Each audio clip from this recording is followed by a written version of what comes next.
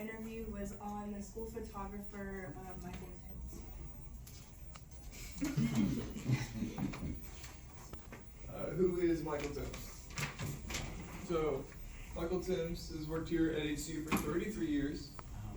He's completely self-taught with photography, which is really impressive because both are really good. His degree in vocal performance, he's a wife of 3 kids, 2 of them twins. He's the head of photography here, and he used to be involved with college admissions. And we'll get into it a little bit more here, but he's the one that shoots for Pillars magazine for the most part. He does he does almost everything except for athletics, but it's fair.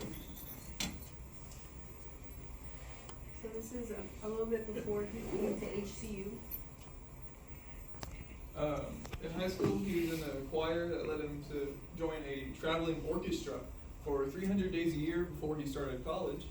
So he's going around to different college campuses singing. Before becoming HCU's head of photography, he worked in college admissions, but was later offered the job by his boss, who was unaware of his previous work experience in photography. Just a little bit right here. So whenever he was in the traveling orchestra, he actually came here to sing, and that's how he initially got introduced to HCU. So just a little foreshadowing. He had a previous work experience at a small job at Olin Mills Photography, taking pictures for families, but he left due to conflict of interest. These were that, usually he wants about a 15-minute block to shoot, because with photography, he likes to get a bit of a connection with the person he's shooting with, because you just get to kind of feel it out, and it's like, okay, this will best suit you. But what ended happening is they double booked him, so he had to take a whole shoot with like a whole family every 7.5 minutes.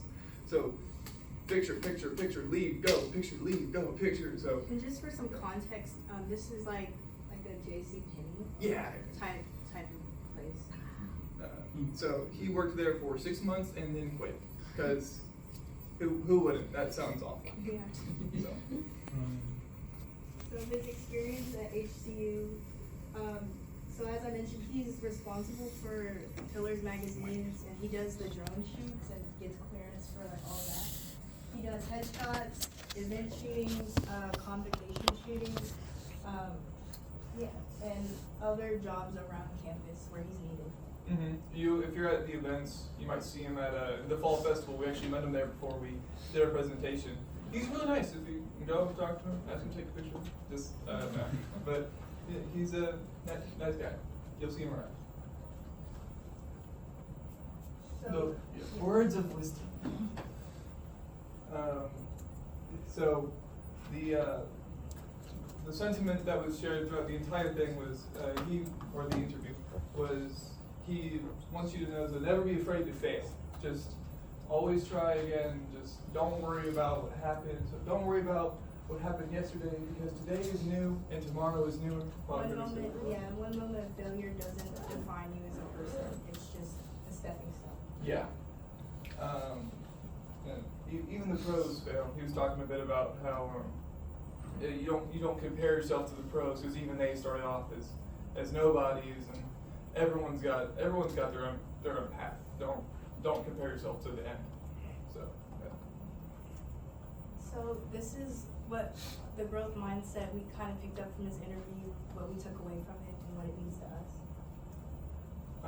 My experience with Mr. Timms and the concept of a growth mindset is one that shows your path in life is not a straight line, but a winding trail through all parts of nature. It'll have lots of setbacks and different split ends, but no matter what you do, it'll add to your character. With Mr. Timms, he went through many career and lifestyle changes before he ended up upon the title that he is now. This goes to show that you need to be open to the idea of adapting and pivoting from your own position in life. A little bit more elaboration on that. He would constantly be like, "Oh, I can't do photography. This is not great. Or like, I can't do this. I can't make this shot work. It's just not for me." And he'd call up his sister and be like, "Hey, do you have any?" She also does like photography and video editing. Like, I can't do this. This is impossible, right? And she'd just click one button like this. And he's like, "Yeah, okay, thanks," making me seem useless, but yeah, all right, thank you. So it's just part of learning and adapting from what others do. So that's great. So what I took away from my interview with Mr. Timms was, even though that Because after he left, Orland Mills, he didn't pick up photography for a while. Like, I think maybe I got the impression that he was. 10 years. No. I got the impression, yeah, he was a bit burnt out from it. But even though he had stopped seriously photographing for a while, he was able to teach himself the skills necessary to do his job right instead of, quitting his job. And when he wasn't happy with the outcome of the project, like Logan said, he asked for help from a trusted source instead of, just giving up. And so he's been able to continue his craft, and he's been able to teach a lot of people too with his skills.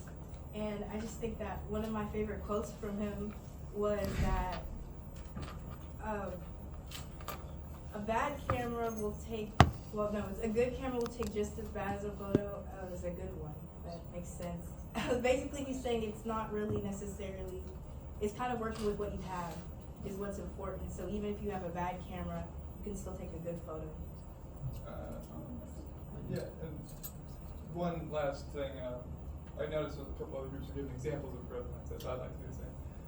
Earlier this year, most of y'all know Kokenauer, Professor Kokenauer. We were being taught this, and I would ask him a question, and he kept on getting up to answer my questions. He goes, "Teacher, I gotta ask a question." And he's like, "Maybe you should start looking some of these things up on Google before you ask me." And I'm like, I'll show you. And then I started doing what he said. So just, it wasn't wrong. A lot of my answers were on directly on Google, but I don't gotta be so stuck in the mud. I can just go with the flow, and I learned to maybe consider that idea. So yeah. I guess to share an experience, I also had a similar experience with Mr. Kokenauer. Mr. Kokenauer. This is first year teaching at HCU. He does video games. It's the guy that we interviewed. What does he teach? Video game. Digital. What professor? What department? Arts and humanities, I believe. Arts. Right. I have him for intro to 2D design. And so I started off because I had drawn a really cool sketch in Photoshop, and I was like, this is so cool, he's gonna be so impressed. And then he saw it, he's like, this is cool, but like you can like do more, you can incorporate more tools. And so I remember I was kind of bummed, but I definitely feel like it's made me, instead of being like disappointed about it, I definitely feel like I've been pushed more, and now I realize, okay, I like more things in Photoshop than just the brush tool. So that's been very helpful to me. I share that sentiment. I believe that is it. All right, thank you so much. Well, I love that comment that it's even a bad camera can take good photos.